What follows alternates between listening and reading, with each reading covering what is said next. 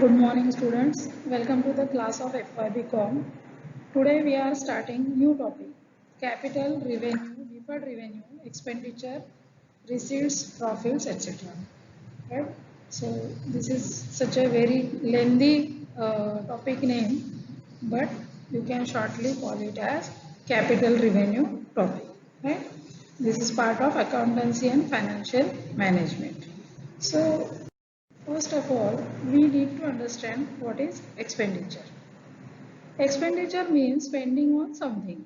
This can be a payment in cash, or it can be also the exchange of some valuable items in exchange of goods,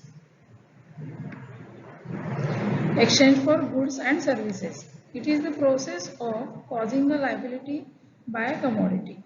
Receipts and invoices keep the records of expenditure. An expense is a very similar word like expenditure, but expense shows the deduction in the value of assets, while expenditure simply denotes the obtaining of assets. Two types of expenditures mainly there are on the basis of time duration, capital expenditures and revenue expenditures. Actually, there are three types: capital expenditure, revenue expenditure, and third one is deferred revenue expenditure. So, what is need of such a classification? First purpose of such classification is to ascertain correct profit. Every enterprise needs to know correct profit of their business. So, for that purpose, we need to classify these things into capital and revenue. And second things, you need to see the financial position of your business. The financial position shown into your balance sheet is correct or not, whether it is true or not, it is fair or not, that should be seen. If you will not classify the items or transactions properly into capital and revenue, your financial position shown may misguide you or mislead you, right? So for this purpose, you need to classify your expenditures, your receipts, your profits separately. So first part we are going to see, that is of capital expenditure. Here 5 tests are given for capital expenditure, and these two are the treatment of capital expenditure where you are going to show the capital expenditure. First one, the amount spent is generally large but not necessary. For example, if you want to purchase a machinery, if you want to purchase a building, you want to construct a factory, you want to construct a machinery into your factory, then the amount spent is huge. But sometimes the amount may not be huge. For example, if you are going to purchase shares, that is your investment. So for purchasing shares, you spend only 10,000 rupees, but still it is capital expenditure. But mostly that capital expenditure is generally large. Second, the purpose is to improve or enhance business or productive or earning capacity. What is the purpose of capital expenditure? It must improve the business. It can increase the productive or earning capacity of the business. Third, the benefit of expenditure is not exhausted in 1 year, but it is available for a longer period. It is of enduring nature. If we construct a building, that building may be remain there for 50 years, maybe 20 years, but more than 1 year. If we purchase a machinery, we can use that machinery for production for 10 years, 15 years, 20 years, 5 years, right? So it is for long term period. So benefit of this expenditure is for long term period. Next is the nature of such expenditure is non-recurring. It does not occur regularly. Suppose if we constructed a building in the year 2020, are we able to construct another building immediately in the same year? Possibly not. If we purchase some factory in the year 2020, is it possible to purchase another factory immediately within 2 months? No. That means this such expenditure is non-recurring. It does not occur regularly. It is not part of your operating activity. the revenue activity or operating activity, those expenses are recurring expenses. For example, if you want to give salary to your employees, so salary every month you are going to pay, wages to your workers, you are going to pay the wages on daily basis or weekly basis or 15-day basis, right? So those expenses are recurring expenditure. If you want to make maintenance of machinery, oiling and etc., you have to do it on weekly basis or daily basis. But capital expenditure is non-recurring. You purchase machinery once in a while, you purchase a building once in a while, you install machineries or purchase furniture once in a while. Right? Next, result in acquisition of an asset or puts the asset in usable condition. If you are acquiring an asset or you are putting an asset in usable or working condition, all that expenditure will be treated as capital expenditure. Next, the amount is written off or treated as revenue by way of providing depreciation, amortizing over the useful life of such expenditure. That means whatever expenditure you have incurred on this capital expenditure should be written off in the form of depreciation. You remember every year we record depreciation on the debit side of profit loss account and we deduct the same depreciation from asset side. From fixed asset we deduct the depreciation. So such depreciation means what? We are amortizing the asset. We are amortizing this capital expenditure. Then it is shown in the balance sheet as an asset till it is written off. All the capital expenditure will be shown as an asset. On asset side we see land and building, plant and machinery, furniture and fixtures, motor vehicles, right? So all these are assets shown into balance sheet. All these are capital expenditure until it is written off. It is depreciated fully. Then you cannot show it into asset side. So examples of capital expenditure. This section is very important for us. Purchase of a fixed asset. Purchase of a fixed asset. It is the most common type of capital expenditure. All the expenses incurred on the assets, they yield income, are capital in nature.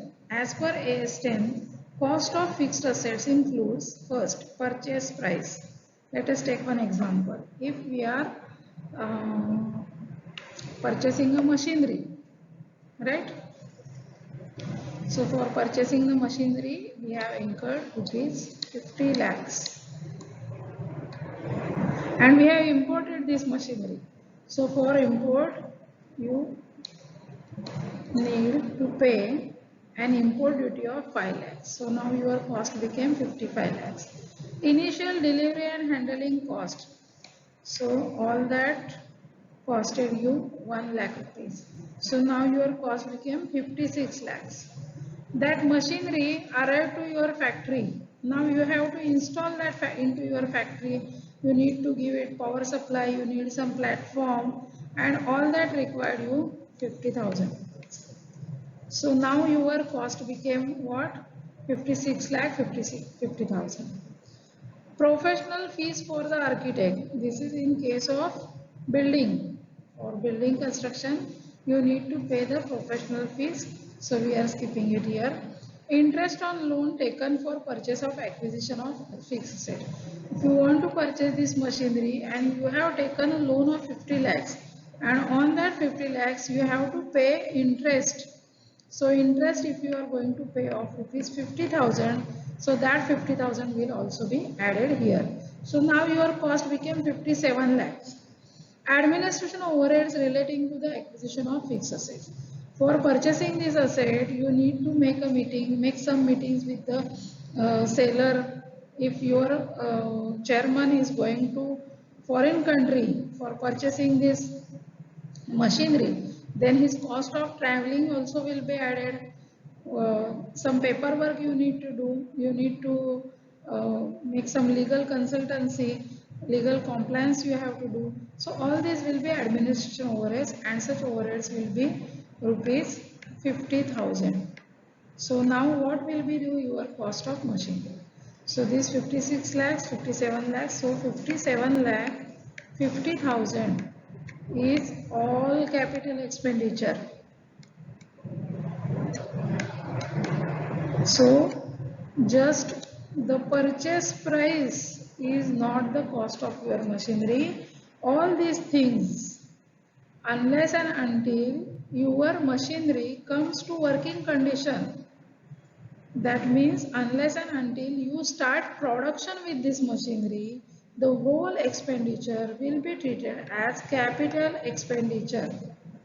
Suppose your employees don't know how to operate this machine, then you will send one person to USA from where you have purchased this machine, and there are some factories where they can give the training to your employee, and your employee went to USA, he took training and he came back, and his training cost was 22 lakh 50,000. His travel cost, his training cost, all that was 2,50,000. So now what will be your cost of machinery?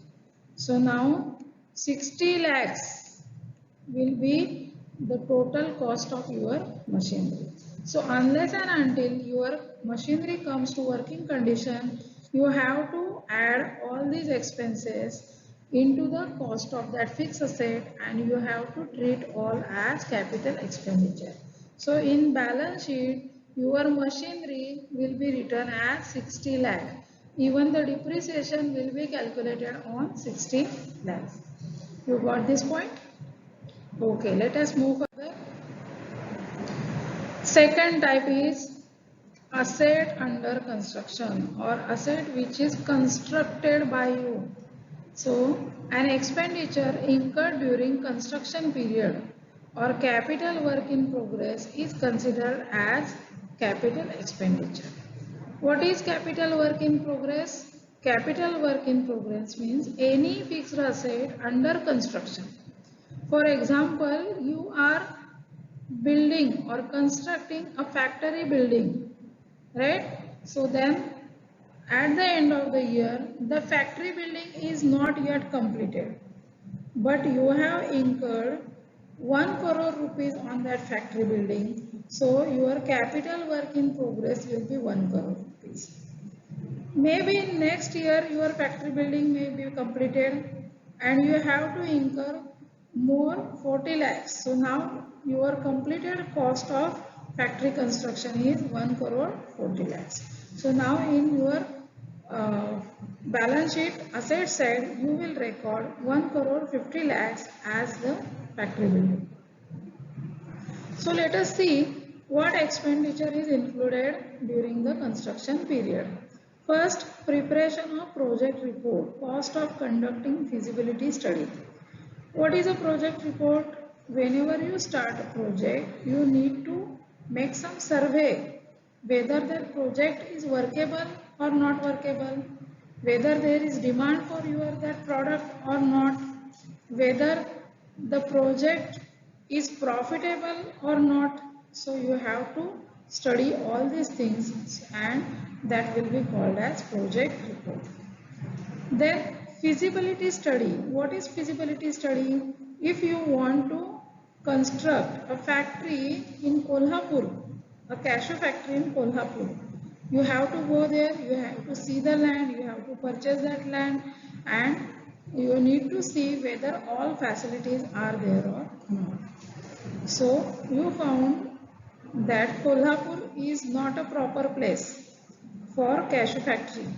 Then you came to Malvan and you found that if you will install a factory in Malvan and it will cost less than Kolhapur, and you will decide that yes, we are going to install our factory in Malvan.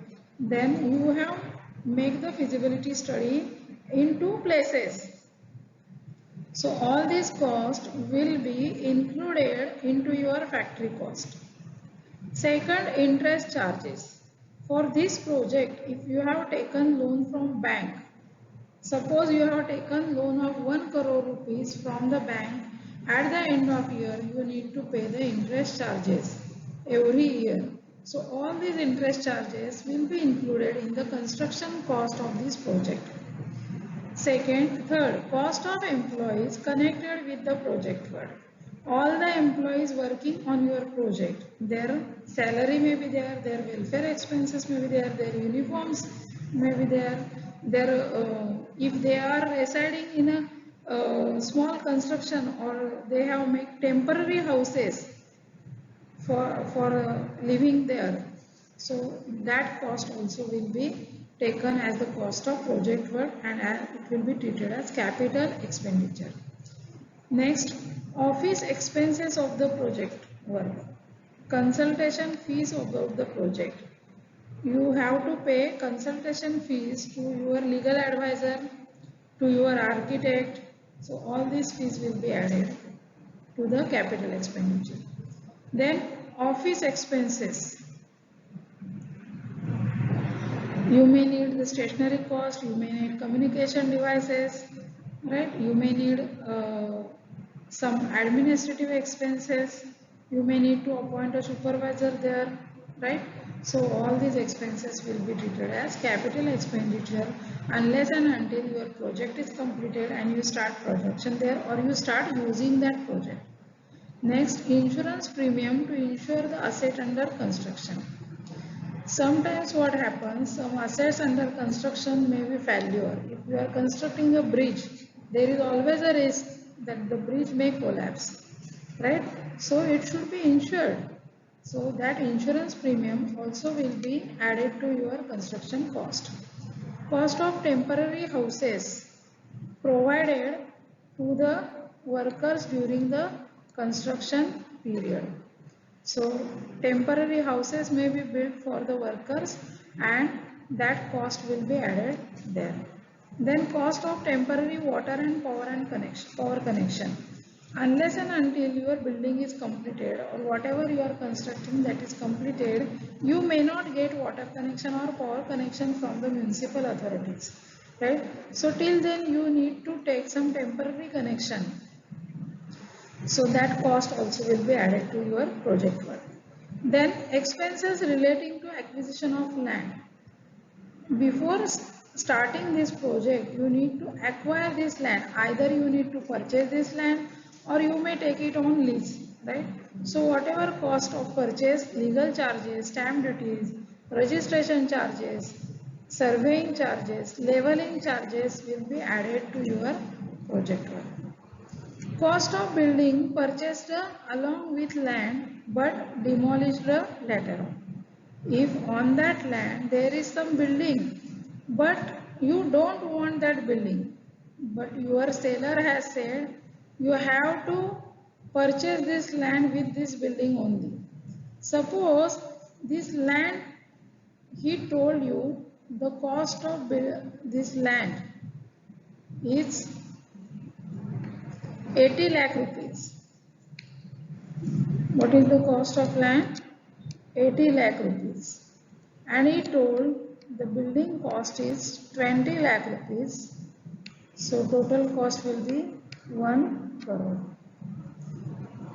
Then you are going to demolish this building. So for demolition you need rupees 1 lakh more. So your cost of land will be 1 crore 1 lakh. This building cost will be added and this demolition cost also will be treated as, both will be treated as capital expenditure. Then expenses on commissioning of the project. After construction, you need to provide some facilities to that project, maybe like water connection, like connection, power connection may be there, right? You need to appoint workers there some, right? All these expenses before commissioning this project will be treated as capital expenditure. Okay. Let's say next example. Expenditure that improves the standard of performance of an existing asset. So if you have an existing asset and you want to improve its performance, for example, you are having a machine of rupees 2 lakh in your factory, right? Now its useful life is 8 years, but one person offered you that if you will install one spare part of this machinery, you are going to add this part to machinery and it will increase the useful life to 15 years. To 15 years. So this additional cost, you are adding this to the existing fixed asset. This is additional cost that will be also treated as capital expenditure, right? Second example, expenditure which extends the capacity of the asset. If some expenditure you incurred on that existing asset is going to increase the capacity, working capacity, production capacity is going to be increased, then that will be also treated as capital expenditure. Further, expenditure which improves the efficiency of the asset. Efficiency means what? The production time is going to be decreased. That means efficiency of that asset is going to be increased. If such expenditure is there, then also it is capital expenditure. When it improves economy of operation means your cost of production is going to be reduced, right? When such thing happens, that expenditure will be treated as capital expenditure. Lastly, expenditure which increases productivity of the asset. The asset's productivity is going to be increased, then also it is treated as capital expenditure. Further, cost of an addition or extension to an existing asset. If you are going to add something to your asset, for example, if your building has 2 floors and you are going to construct one more floor to your building, so that additional cost of rupees 15 lakh will be treated as capital expenditure. Then investment in shares, debentures and immovable properties. If you are going to purchase shares of one company or debentures of any company, or you are going to invest your excess money or surplus money into immovable property, then such expenditure also will be treated as capital expenditure. Cost of acquiring intangible asset. Earlier we have seen the example of cost of acquiring of tangible asset. I had given you the example of machinery. We have seen how the machinery cost was 60 lakhs, right? Now here it is cost of intangible asset. If you are going to acquire goodwill, when you acquire goodwill, when you purchase someone else's business, then the goodwill is created there, and such goodwill, its cost of acquisition will be treated as capital expenditure. If you are going to take patent for any product or any formula, if you are going to take any copyright for any print material or any media material, if you are going to take some soul selling right, that means that product only you can sell into the market, right? If you have license for selling one product or providing any service, if you have registered any trademark under which you are selling your products, if you are going to acquire know-how, technical knowledge of production may be there, of rendering services may be there. So such acquisition cost of intangible assets also will be treated as capital expenditure.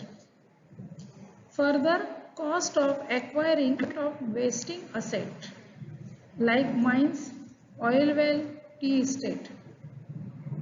So if you purchased one mine, from mine we extract ores. Once you extract all the ore from the mines, all the minerals from the mine, then it becomes a wasting asset. No use of that mine then. If you extract oil from the oil well, now the oil is exhausted from that well. Now there is no use of that oil well, and then such asset is called as wasting asset. If you are going to develop a tea estate, for developing a tea estate you need to take the crop of tea there, and for developing such asset you need to incur some money. For purchasing mine you need to incur some money. For purchasing oil well or for developing the oil wells you need some money, and all that will be treated as capital expenditure.